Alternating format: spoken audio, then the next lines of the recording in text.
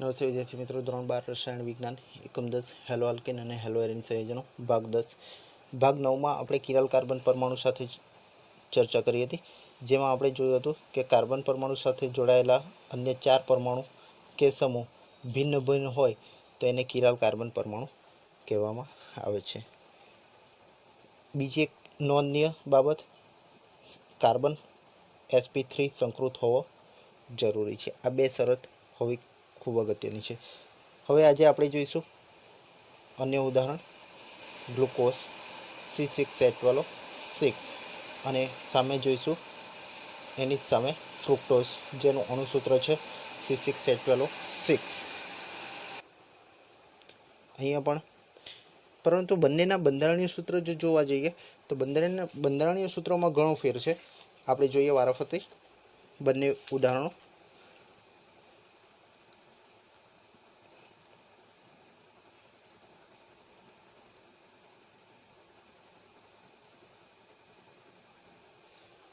આ પ્રકારે 6 કાર્બન રહેલા છે, જેમાં પ્રથમ આલ્ડીહાઇડ સમૂહ છે, ત્યારબાદ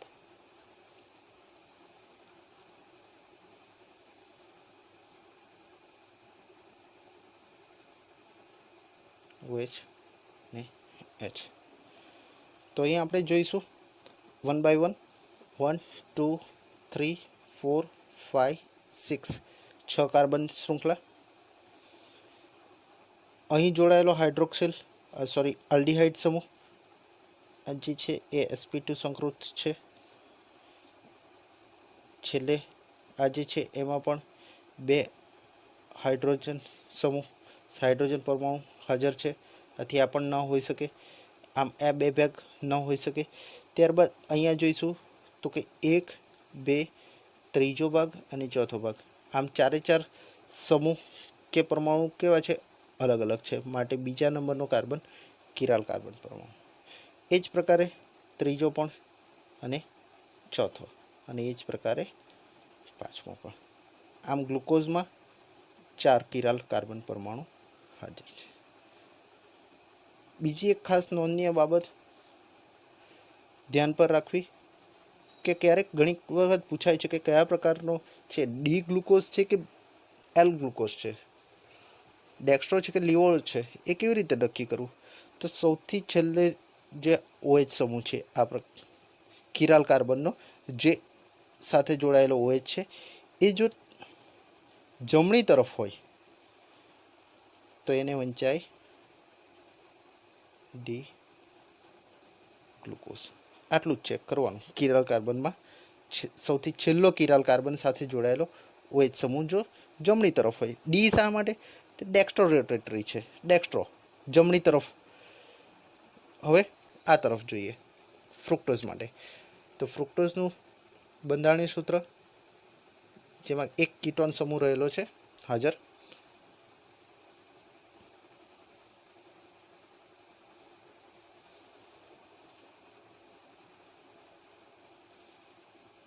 OH અને ત્યારબાદ OH H અને સાથે સાથે જોડાયો છે OH H. તો આ તરફ પણ જોઈશું, નંબરિંગ કરી દઈશું 1 2 3 4 5 અને 6 કાર્બનની શૃંખલા છે. આ તરફ જોવા જઈશું તો પહેલો બીજો કેમ શા કારણે નહીં? તો sp2 સંકૃત છે, અહીંયા બે હાઇડ્રોજન જોડાયા છે. એ જ પ્રકારની સિચ્યુએશન અહીંયા પણ છે, એટલે પહેલો, બીજો અને છઠ્ઠો એ કિરાલ કાર્બન ન હોઈ શકે. ત્રીજાને ચેક કરીએ. ત્રીજા ચેક કરતા 1 2 ત્રીજો ભાગ અને ચોથો ભાગ, આમ કિરાલ થઈ ગયો. એ જ પ્રકારે ચોથાની સિચ્યુએશન અને એ જ પ્રકારે પાંચમાની સિચ્યુએશન. આમ અહીં જોવા જઈશું તો 1 2 3 આમ 3 કિરાલ કાર્બન ધરાવે છે ફ્રુક્ટોઝ. હવે જેમ ગ્લુકોઝમાં આપણે જોયું કે ડેક્સ્ટ્રો છે કે લીવો છે એ ચેક કરવું હોય, તો આ તરફ પણ ફ્રુક્ટોઝમાં પણ ચેક કરીએ. અહીંયા તો કઈ તરફ છે? OH છેલ્લો કિરાલ કાર્બનનો OH ડાબી ડેક્સ્ટ્રો રોટેટરી છે, જમણી તરફ છે, માટે શું કહેવાશે? D fructose. એલ ફ્રુક્ટોઝ ક્યારે કહેવાશે? કે જો આ જ OH સમૂહ જો ડાબી તરફ હોય, ડાબી તરફ, કારણ કે લીવર રોટેટરી માટે આપણે શું કરીએ છીએ? સ્મોલ એલ અથવા તો નેગેટિવ લખીએ છીએ, બરાબર છે. તો ડી ફ્રુક્ટોઝ અને એલ ફ્રુક્ટોઝ માટે થઈ ગયું. તો ક્યારેક આ સિચ્યુએશન પૂછવામાં આવે છે તો સૌથી છેલ્લે OH સમૂહ કઈ તરફ છે, જમણી તરફ છે કે ડાબી તરફ છે એ ચેક કરો માત્ર, અને તમે સરળતાથી લખી શકશો. ત્યારબાદ ગ્લિસરોલ 1 2 3, પ્રોપેન ટ્રાયોલ 1 2 3, પ્રોપેન ટ્રાયોલ,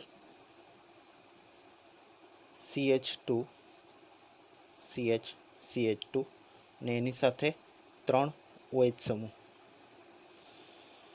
તો આ તરફ પણ આપણે જોઈશું તો આ કેવો કહેવાશે? અકિરાલ.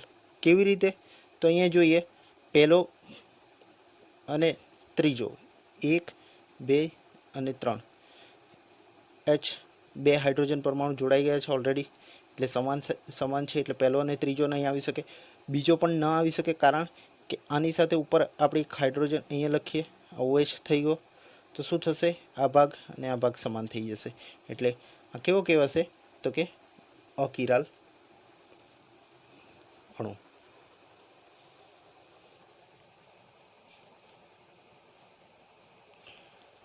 અહીં છે ક્લોરોસાયક્લોબેન્ઝીન,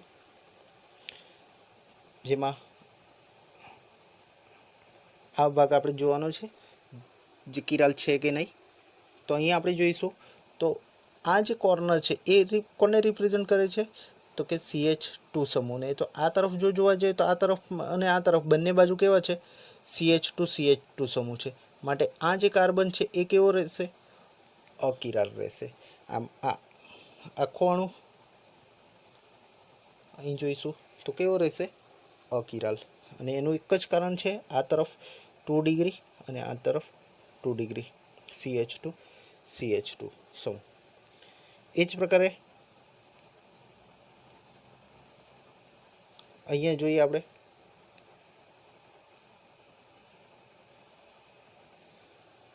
એની સાથે ક્લોરીન જોડાયો છે, અને અહીંયા હિડનમાં કયો હશે? તો H હશે. તો આ તરફની સિચ્યુએશન અને આ તરફની સિચ્યુએશનમાં બંનેમાં જોઈશું તો અહીંયા CH છે અને અહીંયા CH2 છે, ની સાથે જોડાયેલો છે H. આમ આ કાર્બન સાથે જે જોડાયા છે અન્ય ચારે ચાર સમૂહ અને પરમાણુ એ કેવા છે? તો કે અલગ અલગ છે. માટે આ શું હોઈ શકે? તો કે કિરાલ હોઈ શકે. આમ અહીં એક કિરાલ કાર્બન પરમાણુ હાજર છે. એ જ પ્રકારે બીજું એક અન્ય ઉદાહરણ જોઈએ કે સપોઝ અહીં બ્રોમિન જોડાયો છે. તો અહીં આપણે ચેક કરીએ તો આ કેવો રહેશે? સેમ સિચ્યુએશન છે, માટે એક કિરાલ અહીં રહેશે.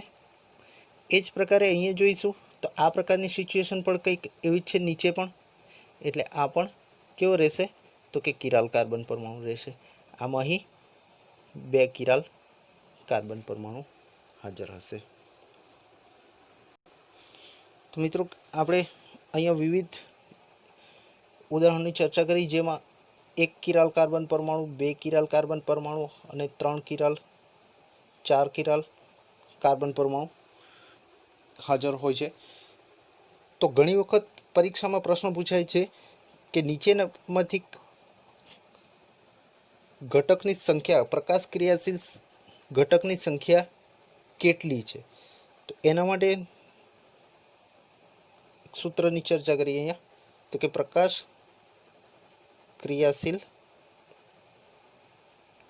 ઘટકની સંખ્યા બરાબર 2n, જ્યાં n શું છે? તો કે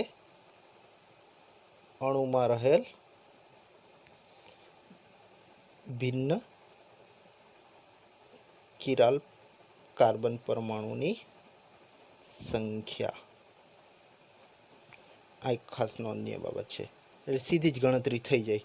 દાખલા તરીકે આપણે ઉપરોક્ત ઉદાહરણમાં જોઈએ તો અહીં પ્રકાશ ક્રિયાશીલ ઘટકની સંખ્યા કેટલી હશે? તો કે 2. કારણ જો એક કિરાલ કાર્બન પરમાણુ હાજર હોય એનો મતલબ 2⁻1 બરાબર કેટલા રહેશે? 2 કિરાલ. જો દાખલા તરીકે 2 કિરાલ કાર્બન પરમાણુ હાજર હોય તો 2નો વર્ગ. આમ પ્રકાશ ક્રિયાશીલ ઘટકની સંખ્યા કેટલી થશે? 4. હવે અહીંયા આપણે જોઈશું તો એમાં 2 કેવા હશે? તો કે ડેક્સ્ટ્રો, અને 2 કેવા હશે? તો કે લીવો. જો 3 કિરાલ કાર્બન હોય તો 2નો ઘન કેટલો થશે? 8. જેમ કે આપણે ચર્ચા કરી ફ્રુક્ટોઝ માટે, તો ફ્રુક્ટોઝ માટે ઘણી વખત ડાયરેક્ટ સીધું પૂછાય કે પ્રકાશ ક્રિયાશીલ ઘટકની સંખ્યા કેટલી? તો કેટલી રહેશે? 8. એનાથી વિશેષ આગળ જઈએ તો એમાં કેટલા ડેક્સ્ટ્રો અને કેટલા લીવો પૂછાય? તો કે 4 ડેક્સ્ટ્રો થશે અને 4 કેવા રહેશે? લીવો પ્રકારના.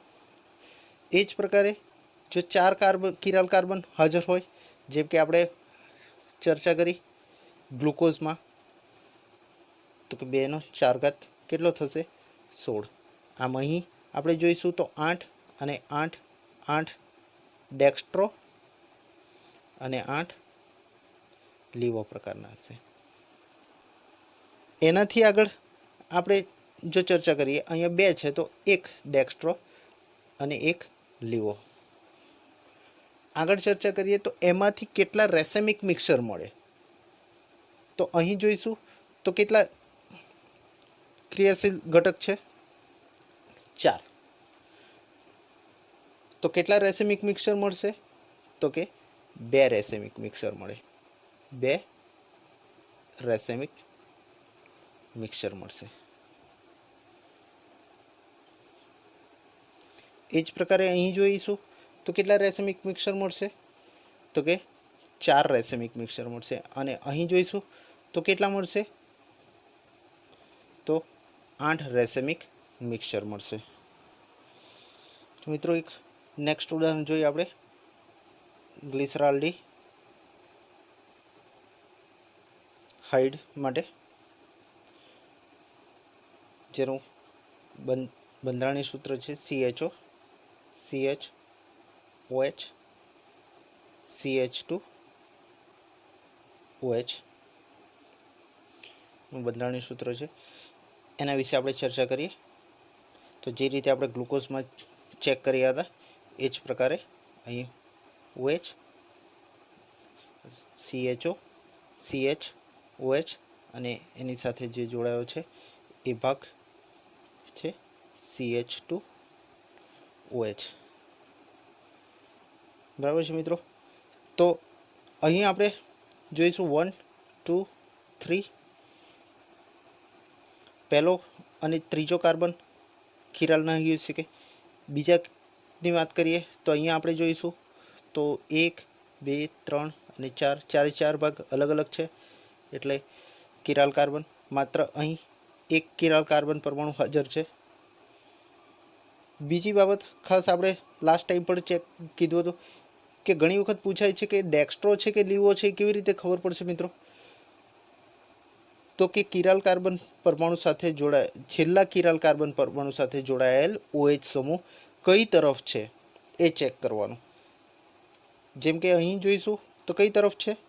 ડાબી તરફ છે, સોરી જમણી તરફ છે. બરાબર છે. તો જમણી તરફ હોય તો આપણે શું લખીએ અહીંયા? ડી ગ્લિસરાલ્ડીહાઇડ, ડી અથવા તો પ્લસ સાઇન લખીએ છીએ. અને શું લખીએ છીએ? ગ્લિસરાલ્ડીહાઇડ. હવે દાખલા તરીકે એની મિરર ઇમેજ લેવામાં આવે, પ્રતિબિંબ, તો શું થશે એનું પ્રતિબિંબ અહીં? તો હંમેશા પ્રતિબિંબ લખતી વખતે એક જ બાબત ધ્યાન પર રાખવી કે જમણી બાજુ અને ડાબી બાજુ ના પરમાણુ કે સમૂહની સિચ્યુએશન બદલાય એટલે આ તરફ હાઇડ્રોક્સિલ આવી જશે, આ તરફ, અને બાકીનો જે ભાગ છે એ એઝ ઇટ ઇઝ રહે. તો હવે એની મિરર ઇમેજમાં આપણે જોઈએ તો શું થયું? પ્રતિબિંબ OH સમૂહ કઈ તરફ આવી ગયો? ડાબી તરફ આવી ગયો. બરાબર છે. તો એને શું આપણે વાંચીએ? Livo negative. બરાબર છે, અથવા તો લીવો ગ્લિસરાલ્ડી હાઇડ. તો સિચ્યુએશન ઘણી વખત પરીક્ષામાં ફેરવી નાખવામાં આવે છે. તો માત્ર એટલું જ ચેક કરવાનું કે સૌથી છેલ્લા કિરલ કાર્બન પરમાણુ સાથે જોડાયેલો OH સમૂહ કઈ તરફ છે એટલું ચેક કરી લેવું. માત્ર આપણને સરળતાથી યાદ રહી જાય. એટલે સૌથી દૂરનો OH સમૂહ જુઓ. આ હિન્ટ છે માત્ર પરીક્ષામાં ચેક કરવા માટેની.